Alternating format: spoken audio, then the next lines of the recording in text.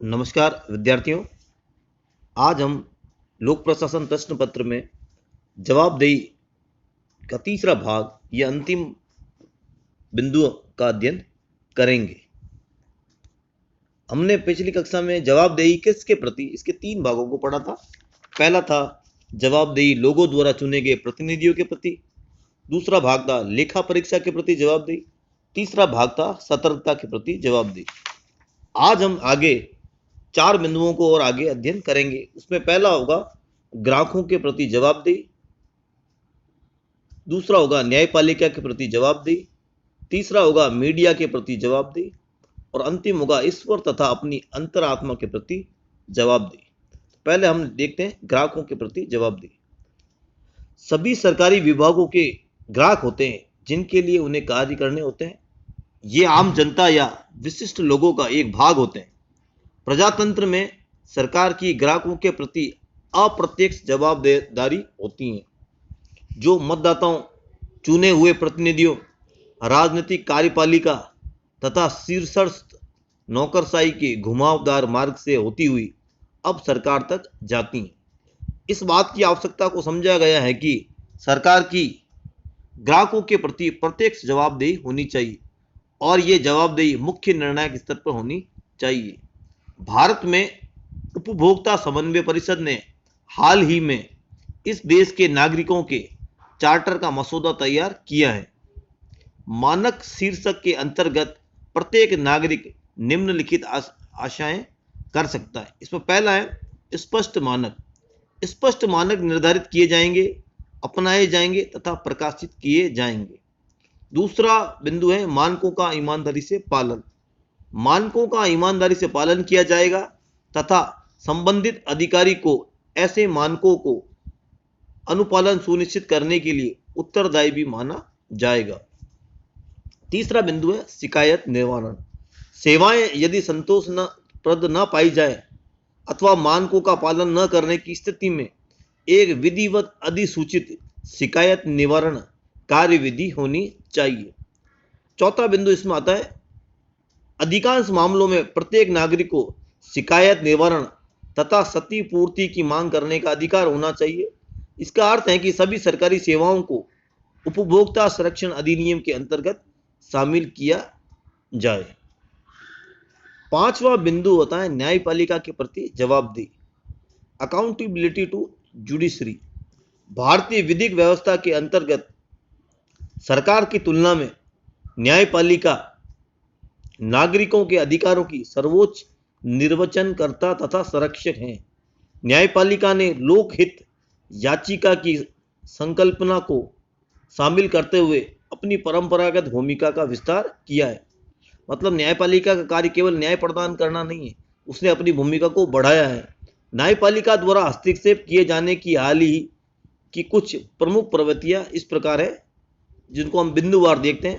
पहला है न्यायपालिका ऐसे वरिष्ठ अधिकारियों के विरुद्ध सख्त कार्रवाई कर रही है जो उसके आदेशों की अवज्ञा करते हैं या पूरी तरह से पालन नहीं करते, और यहां तक कि इसने कई अधिकारियों को लंबी कारावास की सजा भी सुनाई है। तो आदेशों की अवज्ञा पड़ने पर न्यायपालिका सजा भी सुना सकती है।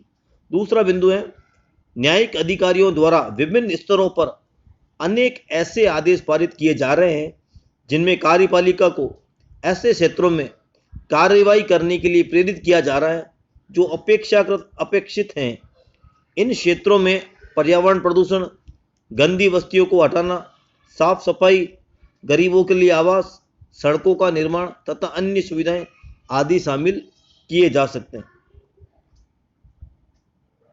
चौथा बिंदु है न्यायालयों ने जांच पड़ताल की प्रक्रिया पर सीधे तथा सतत पर्यवेक्षण द्वारा केंद्र सरकार की आपराधिक मामले दायर करने तथा समयबद्ध रूप से विनिर्दिष्ट एजेंसियों के द्वारा उनकी छानबीन करने के लिए मजबूर किया है। इसमें एक बिंदु और है क्षतिपूर्ति।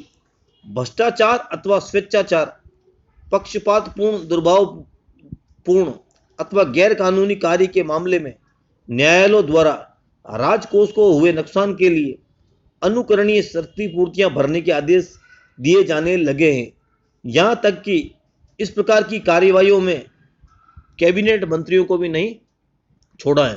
तो न्यायपालिका के प्रति जवाबदेही में ये बातें आती है कि न्यायपालिका अपने आदेशों का अवज्ञा करने पर कार्रवाई करती है। न्यायपालिका ने समय समय पर आदेश जारी कर कार्यपालिका को कुछ और कार्य करने के लिए प्रेरित किए हैं। भ्रष्टाचार या पक्षपातपूर्ण व्यवहार होने पर न्यायपालिका ने क्षतिपूर्ति की व्यवस्था की है तथा न्यायपालिका ने मंत्रियों तक के कार्यों की जान या छानबीन करने के लिए पर्यवेक्षण का कार्य भी किया है। छठा बिंदु आता है मीडिया के प्रति जवाबदेही। भारत में प्रिंट मीडिया को हमेशा से ही स्वतंत्रता मिली हुई है। इलेक्ट्रॉनिक मीडिया के आने से प्रेस की शक्ति में कई गुना वृद्धि हुई है। आजकल ये बात आम हो गई है कि किसी भी लोक सेवक को किसी भी स्थान पर, जैसे न्यायालय के बाहर, उसके कार्यालय, आवास, यहाँ तक कि लिफ्ट में भी एक कैमरा और माइक लेकर घेर लिया जाता है। इस प्रकार पत्रकारों के प्रति लोक सेवकों की जवाबदेही हो गई है और उनके माध्यम से श्रोता समूह को भी पल पल की खबर रहती है। अंतिम बिंदु है ईश्वर तथा अपनी अंतरात्मा के प्रति जवाबदेही। Accountability to God and one's own conscience. अंततः ये कहा जा सकता है कि केवल एक ही नियंत्रण कारगर रूप से कार्य करता है और वह है हमारी अंतरात्मा की आवाज। आज भी लोग ये मानते हैं कि ईश्वर ही अंतिम सत्य है और एक मानव होने के कारण लोक सेवक की ईश्वर के प्रति जवाबदेहिता है। कोई चाहे कितना ही बहरा क्यों ना हो, उसे अपनी अंतरात्मा की आवाज तो अवश्य सुनाई देती है। तो हमें अपने प्रति तथा ईश्वर के प्रति भी जवाबदेही होना पड़ता है। निष्कर्ष हम ये कह सकते हैं, लोक प्रशासन को जवाबदेह एवं उत्तरदायी बनाना होगा, अन्यथा ये निरंकुश तंत्र में परिवर्तित हो जाएगा।